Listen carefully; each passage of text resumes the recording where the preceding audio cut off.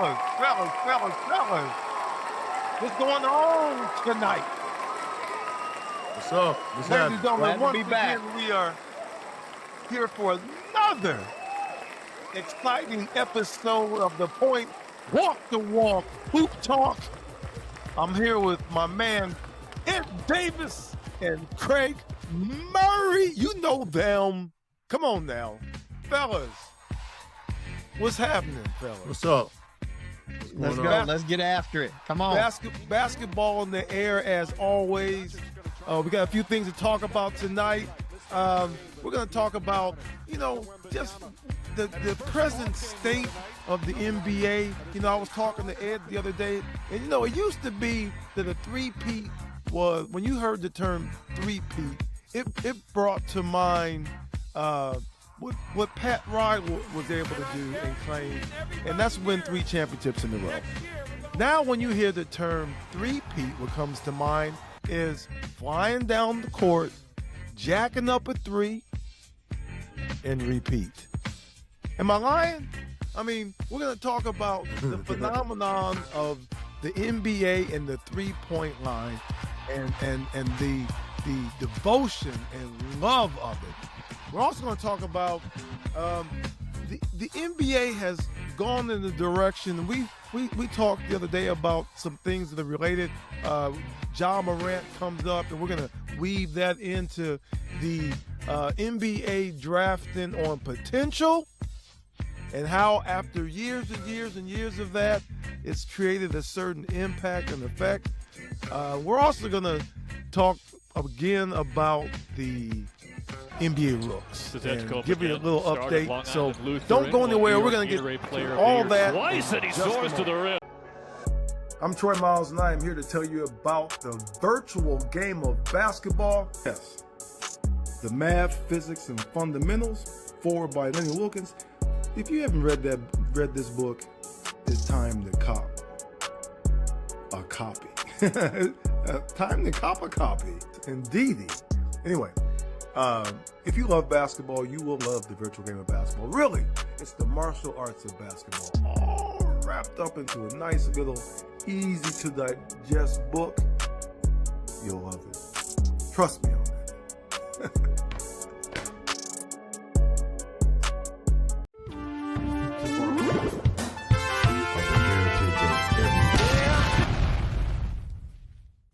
All right, fellas, here we are again. And the first topic on the board is the NBA three-point phenomenon. Who wants to jump in first and talk, and give a little lend to that? I mean, it's amazing the amount of three-point shots that go up. And, I mean, I don't mind that the game is trending that way. It has been trending that way. I'm okay with that. You've got analytics, you've got a lot of different things that they come with determinations that, the three-point shot is a way to find success. I just have problems with, the notion that what happened to discretion and judiciousness when you make evaluations and determine that we don't need a three. And like I said, we talked about this the other day. 2 points is always more than 0 points. Is that right? So Right. 3-point shot That'll never taking change. is that's right. So taking threes is okay, but how you take them and when you take them is the main thing. Yes, for sure. I mean, I think that's because the game comes down to, it comes down to critical moments. And so, when you play the way that a lot of teams play, and then you get to the playoffs, and all of a sudden the defenses have changed to where now you don't get as many second opportunities. I think during the season, people are flying around shooting threes. You get a lot of different opportunities all the time. Mm-hmm. But then once playoffs start, and all of a sudden the volume number of shots you can get off even change, And so now teams are caught in that place of, okay, how do I how do we construct buckets during critical situations versus just taking any shot that you want to take when it's available. So I Mm-hmm. think that's where it's so hard because the 3-point shot brought a lot of entertainment to the game, because it became the sexy thing when everybody wanted to be like Steph, and regardless of what people wanted to hear, when Mark Jackson said it, nobody liked hearing it being said that way. Mm-hmm. That Steph ruined the game. He didn't ruin the game, but in sense, he was saying he ruined how people valued shot taking. That ruined what the game was about, and It now opened, that's what we have. That's where we're at. I mean, it opened the door for delusion. You have people that everyone Yes. wants to be the quarterback, everyone wants to be the point guard, and because of Steph, everyone wanted to shoot from 30 feet. But I want to mention something.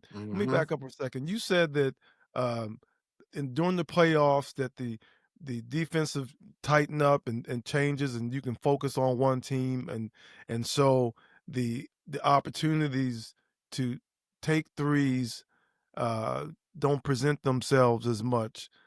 Well, uh, I mean, well, secondarily, I think that the winning opportunities never really change. They just they're just different circumstances.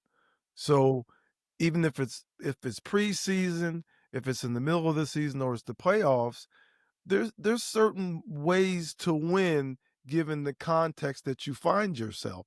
If you're down 14 points, you know that 6 points changes the fortunes either way. If you give away 6 points, now you're down 20, and psychologically that's tougher. That's a tougher situation to be in. If you go 6 points the other way, you're Mm-hmm. down 8. So if you fight, I watched it the other night that the Nets were playing the 76ers. The Nets were down 14 points, 13, 14 points, and they came down and took 5 3-point shots in a row. And to help accommodate them, their futility, Philadelphia came down and took probably three out of 5 uh threes. That's I mean, so that's the name I'm of the like, game now. That's I that's mean, what but they doing but now, man. but let me tell you something. The name of the Yeah. game is you're up 14, you get a stop, and then you grind for a great shot on your end so you can go up 16, come back and get a stop, grind for a great you're in the driver's seat. You grind for a great shot. Now you have the chance to go up 18. That's how it should be. I mean, it should be Mm-hmm. no such thing as it's in vogue to run out into the street before you look for cars. Right? I mean, when is that ever going to be in Well, style? yeah. I mean, is that going to Never. be in style? So, Never. so you still have to. You should play according to um, a format that you know is is a solid direction to go to win in that moment. So jacking up a bunch of threes. I mean, look. You could you could take your It's paycheck and go it's spend it all on lottery tickets. no, but it's the style of league now, man. I think Golden State is at fault. When Steph and Clay when they were firing up and winning going to the finals 4 out of 5 years, that kind of changed. You know, it's a copycat league. They kind of changed where the league was. I guess trying to not necessarily retaliate or either accommodate and play the same style. So they start drafting shooters, long shooters, defenders. We don't have any more back to the basket guys anymore. You know what I'm saying? Joel Embiid shooting threes.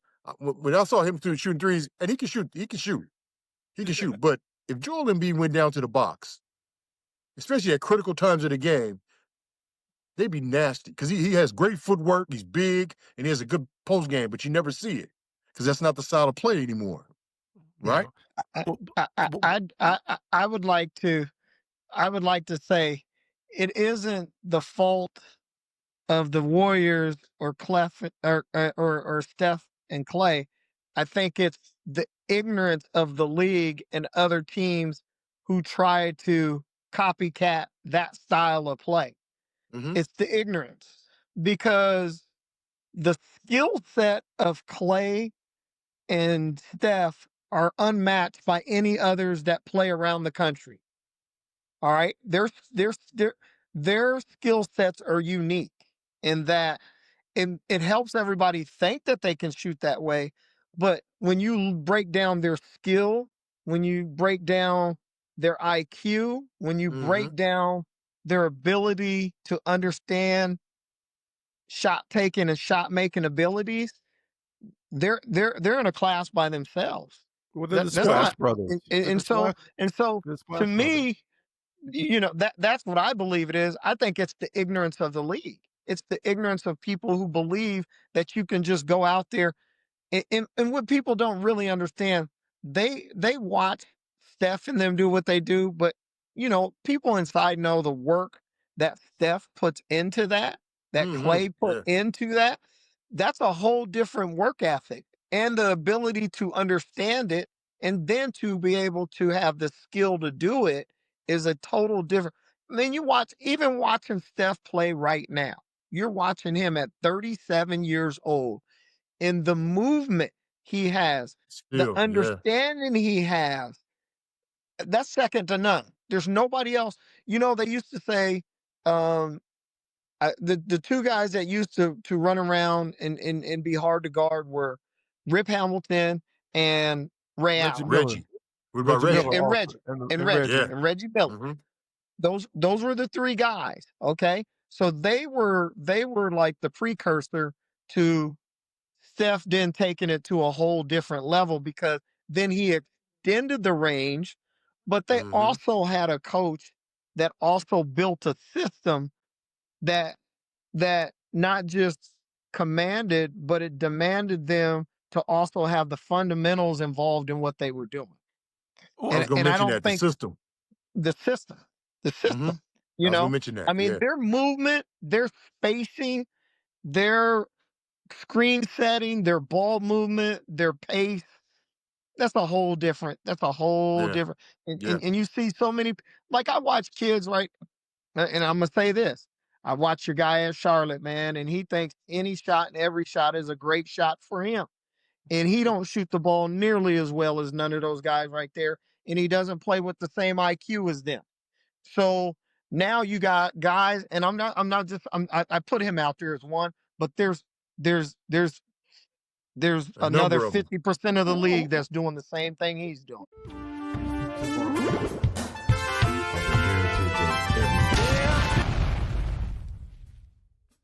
Well, that's the point for me, because um, I don't have any issues with the game trending to a 3-point lead, and that they feel like that's an effective route to take, to get certain X amount of threes up per night, to aim for a certain proficiency inside that, and that's a strategy that can win. My contention is that, why does it have to be either one way or quote the other? Mhm. What about selection, being selective? Yes, we want to get threes. We want to have sharp shooters. I love sharp shooters. I'm a shooter myself. Right. I think I love to have a team full of guys that can put the ball in the basket.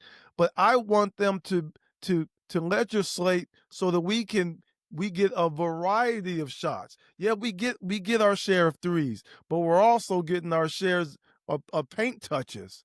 We're we're we're Right. we're Mhm. we're we're very we're selective about when we shoot. If there's a certain situation where the three isn't the best shot for us, then I want my personnel to understand that, and I want them to operate as such. Right. I mean, it's like Kyle Kuzma came down like tonight, and uh at the end of the first half, it was 15 seconds left in the half.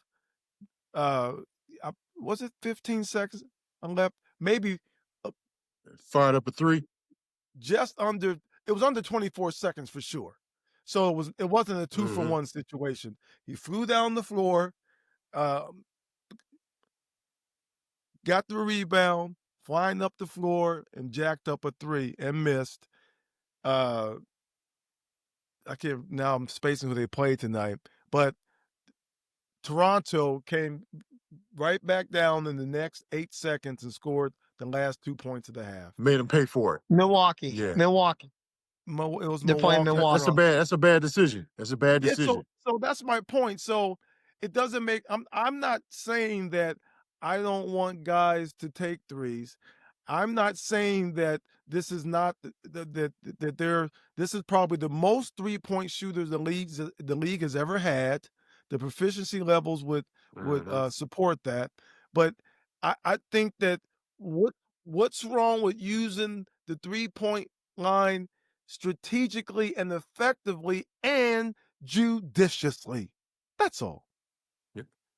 Right. Absolutely. Right. Well, and that's what you're talking, and that's what you would be talking about. The like if we could go back, and I know I talk about the Warriors a lot just because I like their style of play, because Mm-hmm. it isn't just predicated on it. That's the misnomer about it is that it's predicated on them making threes. No, what it is, it's predicated on you thinking they're gonna have to always make threes, and they use it to their advantage on how they spread the floor and space the floor with back cut, Back cut, screen, yes. pick Mhm. roll action. Steph then gets into the paint. Steph's mid-range game and shot making ability around the basket is ridiculous. Flow game. Yep. You're Floaters, right. pull-ups. He just understands the game so well, but he has the He skill does. set to do all of that right there. But then Mhm. he has the unselfishness to use it to his ability that you believe all he is a three-point shooter and you're chasing him off the line. He makes you pay because then he gets everybody else involved because you're over helping and over committing. That's the point. That's the point right there. He's more than just a 3-point shooter. He has understanding enough to know when to take the three, when to penetrate, when to make that extra pass. So that's really the point, and it leads us into our next topic because it's so important that you have the right type of system and the right type of thinking attached, because the league is full of players with potential. All right, fellas, the notion of the league being full of potential as opposed to full of polished players. And if that's the case, then it's even so what type of kids is the NBA raising to think that it's okay to fly down the floor on three-peat, I guess is the point. You understand? I mean, Yeah. It goes back to what I've said from the beginning. It starts in fourth, fifth, sixth, seventh Yep. select basketball. Yep. Everybody It's want to all. be Steph. This is where the game has gotten to, and now we're going to pay the price as we continue, as the NBA continues to go, because that's what we decided we were going to put our hat on, is that right there. And you've let so many people into the space that believe that this is what it is. You've let so many trainers train kids to believe that that's what they got to do. You've got so many shoe companies that are paying all this entertainment value. So now what you got is you've got a pot of gumbo with no ingredients. well, the That's what you got. kids haven't changed, just like in parenting. We talking parenting circles. The kids haven't changed. Yeah. The parents have changed. So the coaching Yes. has changed. The training has changed. Yes. The kids are the same. Yes. It's what they're being fed, what they're being Yes. forced to digest and Yeah. process as valid. That's Yeah. I the think we'll main. get I mean, cut you off. But I think we'll get No, a real good picture in 2028 during the Olympics. We'll Yes. see. It's going to be interesting. We mentioned this before. Yeah. It's going to be interesting to see how they compete when LeBron and KD, if they're not there. Steph, they're not going to be there. That's 3 years from now. Yeah, but it's just what you said though, Troy. It's there's everything is based on not everything. 75% of the things and players are based on potential. The league is full of potential. And we've lost where you've become a player and developed to it's the same thing when we've talked about Bronny. And I use that for an example of is I think 3 years down the road, I would have looked at him in a whole different light because I think he had the ability to grow and mature his game to where when he stepped into that environment, now you're not trying to hope that he's doing what we think he should be doing. He's already proven that through the competition, understanding the game, having to, play at a high level, having to win at a high level. Yeah. But now we're hoping that his potential pans out. He's looked. I'm going to cut you off. The stats won't show it, but he ain't looking too bad. Last couple of games, he's not looking bad, man. He's not. He's what I've been saying the whole time. He's a utility player. He's a 6'3" player. Yeah. He does a lot of things well. He's not going to hurt you. He could be more assertive offensively, but he makes the right passes. He's in the right place defensively. He's got heart. He's processing a lot. He has a lot of pressure on his shoulders. So, but to Craig's point, we're watching kids develop instead of having them go through a process where they come to the league ready to acclimate, as opposed to we have to watch them, like you say, give them time to get off the training wheels. It's just a different scene now. You think that has something to do? You think that has something to do with the top heavy contracts? If they can bring these young guys in, they don't have to pay them as much for a few years, maybe. Yeah, I think it has something to do with that. Like, you don't have a lot. Remember we were talking. You don't have a lot of vets. Those vets are going to require $20, $25 million contracts to get rid of them. They can bring these kids in. You know what I'm saying? I think that has a lot to do with it as well. It does. Yeah. That's But definitely. I mean, just think about the guys that we watched that when they came to the league, when Magic Johnson came out. What was it? Was it his sophomore or junior year? He came out of Michigan State. Junior year, sophomore year. After his sophomore year. He came off. But those that playing at a national level, playing and then he was one of the first. He was one of the first freaks, though, Craig. He's one of our first freaks at 6'9". But that's what I'm saying. But even though he was a freak, he was ready to put himself in that position. He was ready to be there. Michael Jordan, ready to be there. Larry Bird, ready to be there. That's still the case now. There's always, every year, there's a handful of guys that are ready to play. But the vast majority too many guys. But there's too many guys they're putting in there that aren't ready. Correct. They're projects. It's not that they're not. They have some developing to do.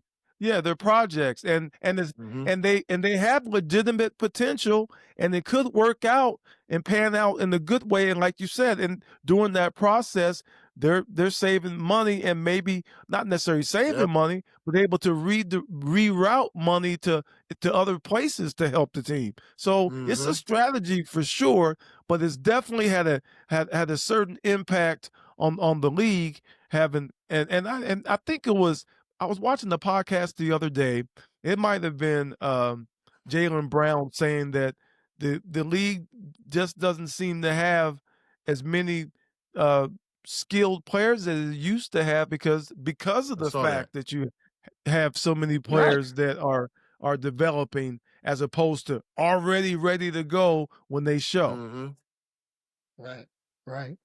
But I mean, it'll be interesting to see. Like, I think that I believe the league is still in a great place. It's just the league versus. I think we break it down to the league in general, in a whole, is in a great place. I think Mhm. the American players in the league is what we're all trying to find out. Where do we find that way back into being the upper echelon overall versus now we're starting to get to the point where we're starting to push us lower and lower down because of Well, who the top players are. Well, Mhm. make sure I'm gonna put it out there. You guys make sure you take a trip to the martialartsofbasketball.com and the article Where Did He Go? It really speaks to that. Um, it it drives home the point that we've been losing status in the game, and our American basketball model has been suffering, is suffering, and needs a resurrection. And it doesn't mean that we don't have top players. It just means that, uh, like we've said before, it's just a certain way that the international players are impacting the game differently from our American players, and there's no doubt about that. Yeah. Right.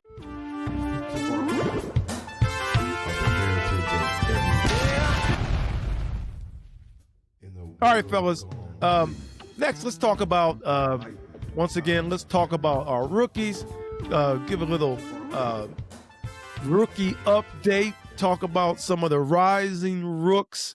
Got a chance to watch a few games, and as we're getting a little further into the season, starting to certain people, certain players, certain rookies are starting to find their traction. One of them is one of the rooks that was that we talked about before, who had played well in the summertime and is getting the opportunity. That's a big factor. When you sometimes like when you go to we talked about that when you go to a top team, you don't necessarily get an opportunity right away, or you get a different opportunity that you're used to, and it's an adjustment. Mhm. But um, I'm watching Con Kneppel really find his early footing. He's coming off of two 20-point performances, 20, and I think he might have had two 20 and 10 performances. I know tonight he had a 20 and 10 uh, output. He's solid. Yes, he's very solid. He along with his fellow rookies, I should say, Kalkbrenner and James, the other Duke player, James, is playing really well for Charlotte, and there's room for them to quote find themselves. And I'm gonna tell you another rookie I was impressed with. I was watching the Pels play Charlotte tonight, and I was really impressed with it's two rookies on New Orleans I'm impressed with, and that's Fears and most importantly, Derek Queen. Derek Queen is Oh going to yeah. have he's going to have a he's setting himself up for a terrific career. He's like a big dancing He's skilled. bear. He's skilled. Very skilled. He understands the game. Yes. Um, he's he's a kid that you look at and you say, well, now that's promising the way he plays the game. It's not based on his physicality, and that's we talked Mhm. about before, Ed. That's an advantage for kids, and it's a disadvantage for kids to grow up hyper physical and more physical than their peers, or early Mhm. or mature quickly, and miss out on having to learn things to that you don't have to deal with when you're superior, when you have a superior physicality. And Derek Bullying Queen, people, yeah. yes, but he's a big fella that plays um, at and puts on display his skill set to manipulate, and I can appreciate about him. So, any Yeah. rookies you guys? Who are the rooks you guys are throwing in the hat? Well, I think we all looked at. I mean, still the same. It's the same guys that we looked Same at. ones. Um, same ones. Edgecombe. Obviously. Mm-hmm. We're still going to follow, Cooper Flag Flag, and what he Cooper. does. Yep. You look at Clayton at the Jazz and Ace Bailey. This is what I Mm-hmm. say is with the rookies, I don't think you'll really find out who the cream of the crop of the rookies will be until somewhere around 30 to 35 games in. There you Because go. then you'll start seeing, Yeah. okay, Consistency. Yeah. consistency, but Mm-hmm. who knows how to ready themselves for who's taking care of their bodies, not just for the Mm-hmm. first 30 games, but understanding what the rest of the season holds and how, back to backs and 3 games in 5 days you know, or hanging out or not hanging out, understanding how to be Mm-hmm. a professional, a true professional, along with everything that comes with every night you're playing a big game because you're playing against so much good talent. It's not There you okay. This go. week we're playing. It's a Duke North Carolina game, as Mm-hmm. opposed to a Duke Boston College game. You know what I mean? So now Mm-hmm. now you're That's right. looking, and I use that as just examples of the status of what those programs bring, but that would be the same. So now every night you're having to perform at a high level and knowing how to do that, how to take care of your body. I mean, these guys they have the best of the best. You have the best trainers, you got chefs, you've got, people making sure, you got Mm-hmm. masseuses, you got all this and that, who takes advantage of those things and does all the other things required to be a professional at the professional level is what you'll find out in about 30, 35 games. Cause then now it's a job, not just playing That's basketball, right. you know. That's true. They All they those, still missing out on the vets that yes, I help was Yeah. them going to say that. get through that Ed, process. You know, we're on the Yeah. same page because they it's still all missing them. those tenants it's right. All those tenants you just talked about, Craig, and Yes, the most important ones what Ed just said. Who's in their ear? that's it. Who's in their corner? Who's Teach giving them how them to the be a right pro. information? Yes, Yeah. because But Mm-hmm. I wish I could call VJ Eshcom tonight and say, son, do you realize the opportunity that you have? How transformational the opportunity that you have. You can grab and take a hold of the rookie race right now. He doesn't it's like how should I say? He's acquiescing to the other players on the team too much. He's like yeah. not expressing He'll figure himself. that out though, man. He'll figure it out. He will because Man, But he has explosive moments, but he's passive at times. It's like he doesn't want to step on any toes. He's a respectful kid, and I know you want to respect the vets, and you should, but he's going to look back at this opportunity and kick himself if he doesn't if he doesn't uh, I don't even I'm at a loss for the word, but you know exactly what I'm trying to say. we're talking about win He's rookie of the yeah. year. Yeah, I mean, I know that's the point, winning rookie of the year, but he has the opportunity. He just needs to be more assertive in the role that he has. He has it's there for him on the platter. He has the ability, he has the role. He just Yeah, is like I said, he plays like he doesn't want to step on any toes. But that's Yeah. not But his job. yeah. You know, you you got play the You game got Maxie organically. there. Maxie be going to get Yeah, it, so he he got to figure does. it out. He does. And Maxie And can get it, and and Max, Maxie does get it. yeah, well Maxie right now is at the point where it's hard to bring somebody along when it's your time to be going. Like he There you knows it. go. Yes, Maxie knows it's his he time. It's his time. he And trying he so trying to and cement his claim right yeah, now. I mean, yeah, Yes, But he's trying to it's room for lead and do both. all those things. But they'll figure that out that's later. But right now, Maxie going to get it. He going to get it. yeah, he's going to And get and, it. and He BJ bringing Yeah. it. BJ should be doing the same thing. Grimes I believe he Grimes will. is I going to believe he get it. will. Grimes is going to Yeah. get Yeah. it. Tobias Harris, he's trying to get it. But no, Yeah. Hey, I Yeah, look at they that. got an but interesting squad though, man. They're interesting.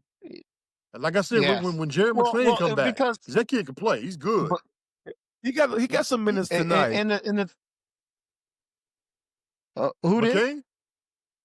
Yeah, he Oh did. yeah, He's back in the Jared lineup McCain.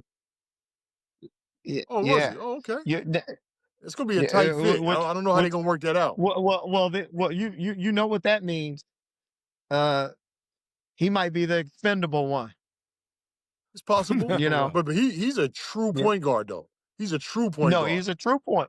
He is. Yeah, He is. Maxey's more of a scorer. Right, but I mean, you can't really. I mean, can you play 3 guards of that stature out on the floor at the same time? Yeah. Before he got hurt, he was rolling. Oh yeah, McCain was rolling before he got hurt. He can play. Yeah. He can play. Yes. He's out of Cali, isn't he? Yeah. He's out of Cali. Yeah. Yeah, he is. Yeah. He's good though. Yeah. So you see, hey, when we were just saying that about, see, I think the league has the way they have done what they've done with their business. You flushed out those veterans like you're talking about because you brought so many potential guys into the league. Mm-hmm. Yeah. But now you look at the rosters though. I look at there and like even when I see stat, like what do they have? They'll have like 15, 16 guys still on the roster. You still have room for them, but are you willing to take a chance? Like I saw what's the big guy from the Clippers years ago that used to dunk on everybody, and now he's DeAndre he's Jordan. a true veteran. Like he was. Yeah, but yeah. Oh yeah. I just saw him. Somebody Jordan. just picked him. Yeah, but who's he with now? He was helping out one of the young kids. Who's he talking to? I just saw him. Where's he at? I just saw him sitting on the bench the other day. I can't recall, but what happened? But what's happening because of the void, though, what's happening is situations you see like with Ja Morant. You have the stars you have young stars who are forced to play the veteran role, but they haven't had the experience or the tutelage to be able to assume that role seamlessly.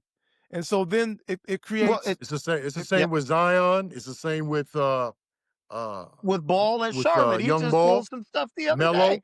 He just did. They need vets. It's gonna pull them under their wing. Somebody they respect. Yep. And you're right. So you're right. It's kind of hurting them. That's more beneficial to these teams than they believe it is. And like obviously, and the crazy thing is, you look at someone like the only team that it seems that it's worked because they're I don't know if they've got so much talent or their organization. The Thunder are one of the youngest top groups in the NBA that have already proved that they can win at the highest level with the guys that they've got. Mm-hmm. I think their young cats though are very mature. That's They're right. really mature. They have the right mix. They have the right mix of youngsters. Yeah. That's right. I mean, so but then maybe it could be that you have to bring the right mix of guys in. Not all of it has to be. Or you recognize when you have a Haslam type person in your environment, and you honor that, and you help establish your culture, because the Heat seem to always be in the flight pattern. They always, because they have an established culture. You have San Antonio. Yeah. They have an established culture because it was always a priority to have such leadership, people in those positions playing those roles, given that veteran leadership, and it perpetuates itself on and on and on. And the other organizations, you don't seem to have that. It doesn't be because that wasn't the requirement in the first place when you evaluated the person. Yes, the person can play, but what other kind of things are they adding to your environment that add value? Like look at Denver. You have the right type of. I was going to mention Denver. Yes. Houston. I like Houston as well. That's right. It all comes back to that. What your priorities are. Is it the potential of a person, or is it the value that a veteran presence, a more established commodity brings? Which brings me to, Yeah. Yep. I was gonna say, fellas, which brings us once again to the close of another fantastic gathering with you guys. You know, we talk about it always That was a goes quick because it's that was a just quick 40. yes, it's quick. just three guys having a conversation. You know, old school views, new school news. That's what we're all about, and we're all about our audience.